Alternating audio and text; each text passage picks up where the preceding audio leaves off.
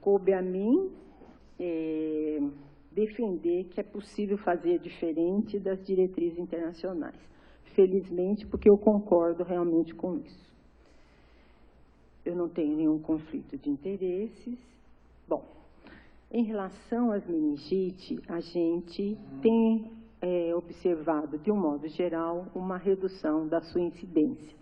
Mas a gente ainda tem situações ainda muito graves, como ainda na África, uma incidência que pode chegar a 1.000 casos por 100.000 habitantes, contrastando com a Europa, em que essa incidência gira em torno de 1 para 100.000. Os agentes etiológicos, de uma certa forma, são os clássicos mesmo, né?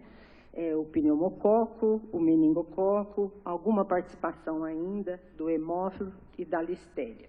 O que muda é a proporção em que essas bactérias levam a meningite em diferentes estados e países. A gente observou nas últimas décadas um grande impacto que teve a introdução das vacinas conjugadas na dinâmica das meningites. Com a introdução da vacina anti-hemófilos, observou-se uma redução sustentada de cerca de 95%. E, paralelo a isso, um aumento de casos de meningite por hemófilos não tipáveis ou não B. Isso principalmente em menores de 1 ano e maiores de 65 anos. A introdução da vacina antipneumocócica, seja ela a 10 ou 13, com 13 sorotipos, também levou à diminuição da incidência global, apesar de que em alguns locais essa diminuição não foi universal, mas restrita à faixa etária alvo da vacina. E também aqui a gente tem observado um aumento dos sorotipos não incluídos nessas vacinas. Em relação à vacina meningocócica, a gente tem observado uma diminuição progressiva dos casos da meningo C nos grupos vacinados e algum aumento em relação ao meningo B e o W. Além dessa questão da mudança em termos de participação dos diferentes agentes, o que sempre é um grande desafio é a resistência, particularmente do pneumococo. Esse é um mapa que mostra a distribuição dessa prevalência, sendo que é considerado, está em vermelho, onde a prevalência é maior que 5% à penicilina. Essa resistência à penicilina do pneumococo, ela varia muito. Holanda, Dinamarca, Alemanha, Inglaterra, ela é baixa, relativamente baixa, em torno de 1%. França, Estados Unidos, Espanha, Ásia, ela é bastante significativa, podendo chegar até 50%. E você tem nessas regiões pneumococo resistente a mais de 3 classes ou a mais de 5 classes de antibiótico. Quando a gente escolhe um tratamento empírico, né, porque quando eu tenho já identificado, eu vou adequar, empírico das meningites, eu tenho que considerar a epidemiologia local, o mais próximo da onde eu estou trabalhando, do meu hospital, da minha cidade, do meu estado ou do meu país, né? A idade do paciente, porque tem uma diferenciação em termos de incidência. Doenças de base, porque eu posso ter associação de algumas etiologias com algumas patologias, características do antibiótico e o perfil loco-regional. Então, quando eu vou introduzir, eu não sei ainda quem é que está causando aquele quadro. Sabe-se que, quando o pneumococo é resistente à penicilina e sensível à cefalosporina de terceira, é seguro você utilizar a cefalosporina de terceira. Quando eu tenho o pneumococo resistente à penicilina e resistente à cefalosporina, a droga de escolha, eu tenho que introduzir vancomicina associado a cefalosporina e alguns guidelines recomendam, inclusive, a rifampicina. Esse é um guideline, né, antigo da Sociedade Americana, que está colocado nesse artigo publicado pelo seu primeiro autor, em que recomenda a utilização empírica da cefalosporina de terceira geração mais vancomicina no tratamento de meningite em adultos ou mesmo crianças acima de 1 mês. Sendo que, depois de 50 anos, esse esquema deve ser acrescido da ampicilina pela maior probabilidade de você ter a listéria. O guideline da Sociedade Europeia de Microbiologia Clínica e Doença Infecciosa tem também essa mesma proposta.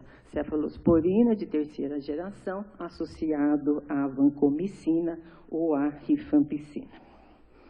No Brasil, o que a gente observou? Com a introdução da vacina antipneumocócica, a gente viu uma redução importante nessa barra central, foi o momento da introdução. E o traçado contínuo são os casos de infecção pelos sorotipos presentes na vacina. A gente observa uma redução importante, inclusive em faixas etárias. Como é que eu faço aqui mesmo? Para usar a seta. Só mexer? Ah, ela está lá atrás. Vem para cá. Não sei se eu vou conseguir, não, mas acho que não. Mas, enfim, tem uma redução da infecção pelos sorotipos presentes na vacina e um aumento que é mostrado pelo tracejado dos sorotipos não presentes na vacina, e a gente observa isso sugerindo que houve uma imunidade de rebanho associada à introdução da vacina, se não completa, pelo menos parcial. Em relação à introdução do meningococo, aqui a linha mais clara, ela representa qual seria esperado a evolução se eu não tivesse feito nenhuma intervenção, e a linha escura, os casos após a introdução da vacina. No meningococo, a gente observa que houve uma redução importante nessa faixa etária, né, de 1 a 2 anos, uma redução menor na faixa etária de 2 a 4, e depois dos 5 anos, ela foi uma redução bem discreta, não tendo impacto nas outras faixas etárias, sugerindo que a gente não tenha tido imunidade de rebanho. Em São Paulo, é claro e sustentado a redução da meningite por hemófilos, né, particularmente em menores de 1 ano. A mesma coisa a gente observa aqui, claramente, a faixa etária que foi alvo de vacinação, uma diminuição temporal da meningite, principalmente por pneumococo em menores de 1 ano. De tal forma que hoje a gente tem o pneumococo passando a ser a bactéria mais frequentemente isolada. Em 2017, nós tivemos 23 meningo e pneumo, 22 e 39 com os dados até junho de 2018. Uma participação discreta, mas ainda presente do hemófilos, aí não B ou não tipáveis.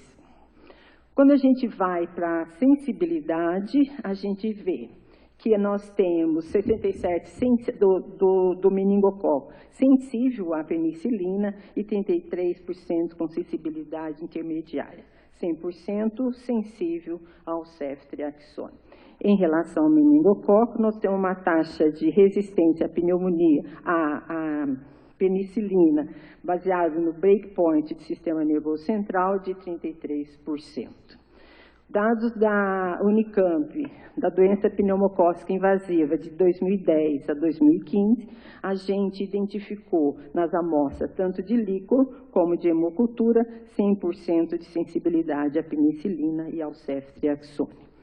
Os nossos hemófilos, são dados nacionais, 22% com resistência à ampicilina, produtores de beta-lactamase. Ou seja, a resistência à penicilina do meningococo é rara.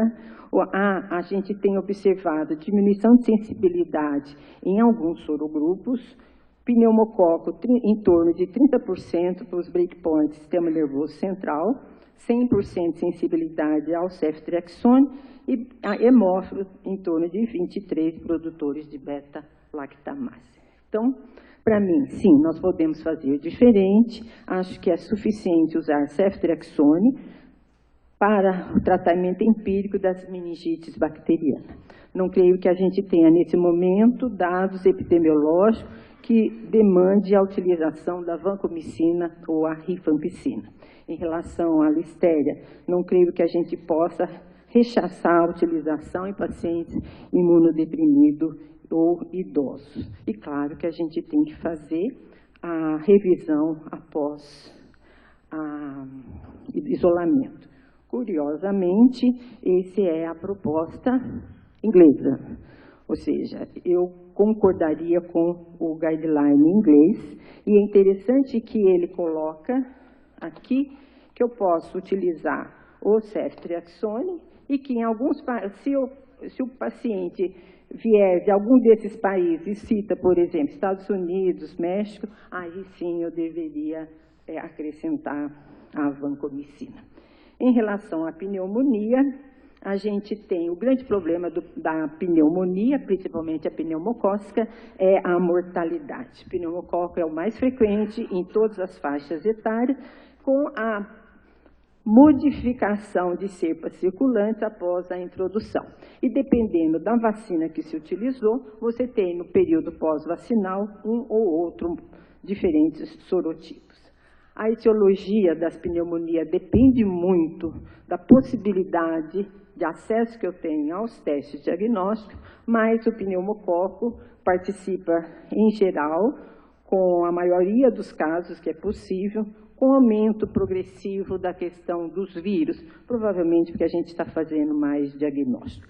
Existe uma relação etiologia-gravidade e, normalmente, o paciente que é atendido em ambulatório, é muito pouco provável que ele tenha uma bacteremia, uma pneumonia por legionela, ao contrário dos pacientes na UTI. Ou seja, a gravidade deve ser aferida em todos os pacientes em mais de um momento, porque vai definir onde, com que eu vou tratar, e ter uma relação óbvia com mortalidade.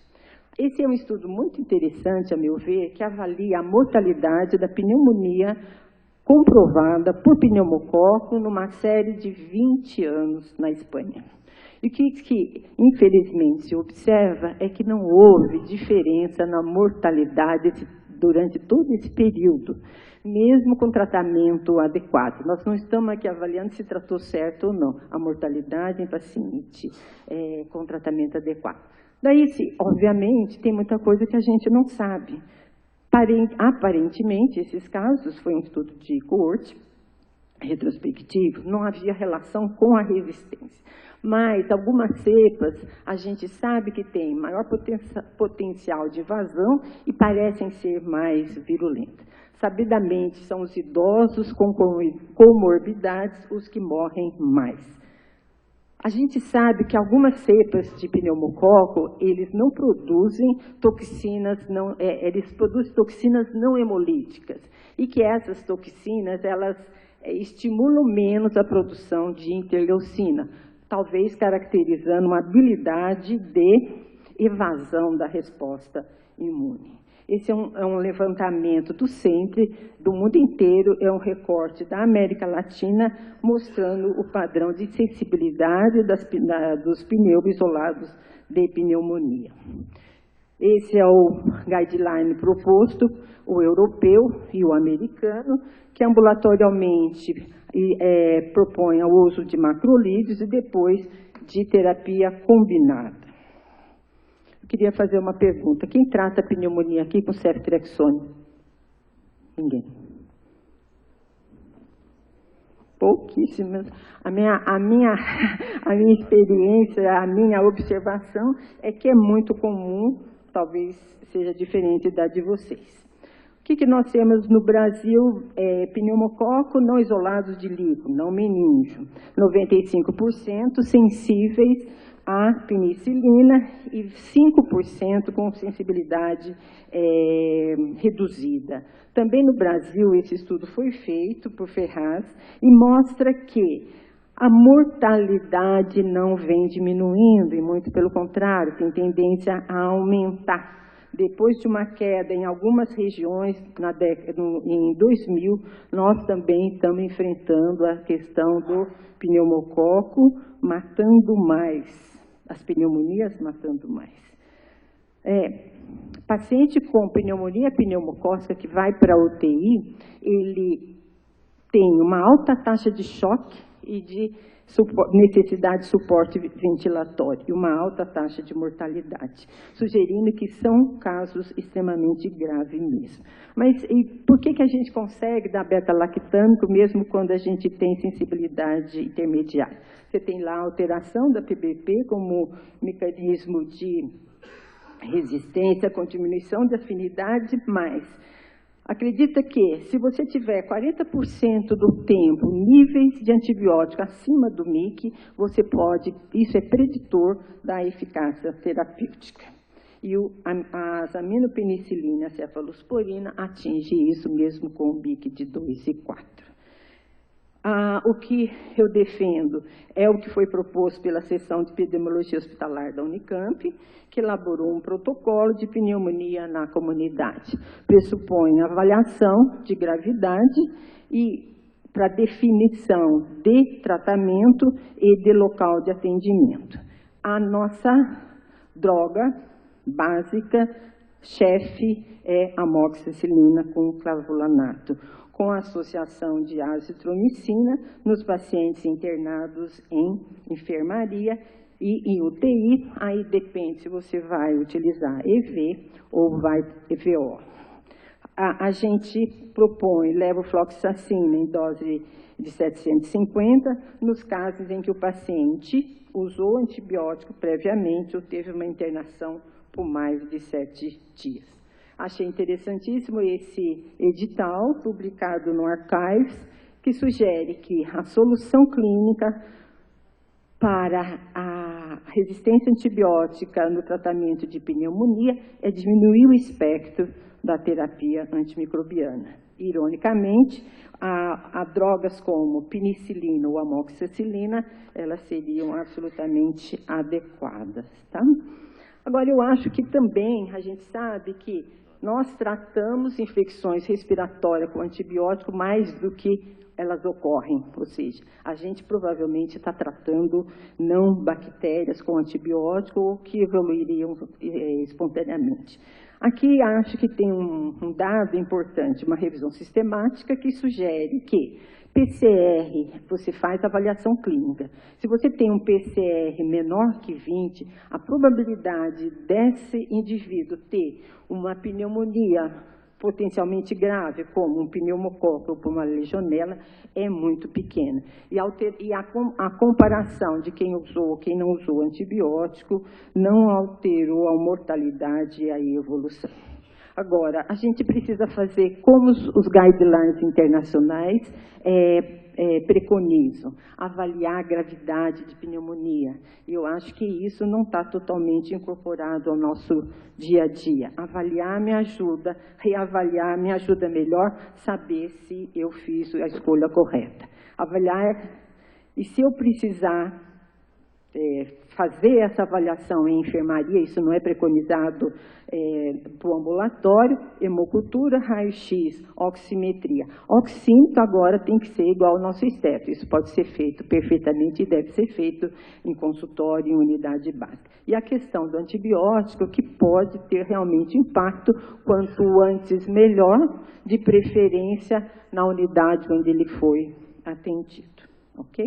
Depois eu tenho que rever esse indivíduo. Isso também eu concordo com as diretrizes. Em 72 horas, se houver ou não melhora, se há piora, né, eu tenho que reavaliar um indivíduo.